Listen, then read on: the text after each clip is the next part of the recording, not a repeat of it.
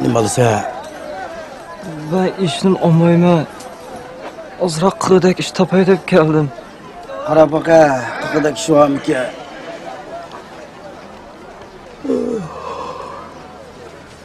Ben endi iş tepip kılmasam açarçılıkta ölüme. Ve öyden ayrılıp azrak pul tepip bir kız bilen toy qılmaq istim. Onu emrimge almaq istim.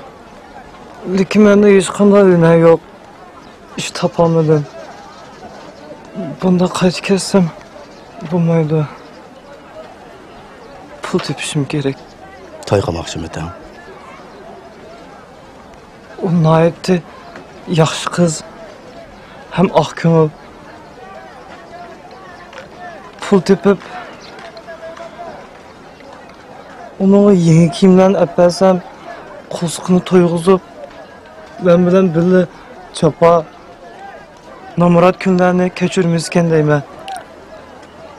Sening ahvolingni bir qarabga to'y qilsam, xotiningni baqa olasanmi?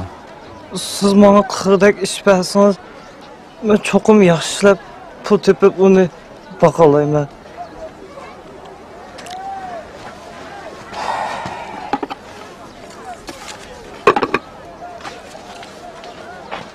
Meh. Berib qo'sqon to'y qilib bile. Siz men tanımaya oturup mishmon pul versiz. Ha. Qo'sqon to'y qilib kelmasang, ha bozg'anni qanday ko'tirsa? Ya bo'lmasa ben hazır iş qilay. Alsın tamaq ye. Aldida qo'sqonni to'y qilib kelmasang, sen ish vermayman juma. Tutaman. Berib qo'sqon to'y qilib bile.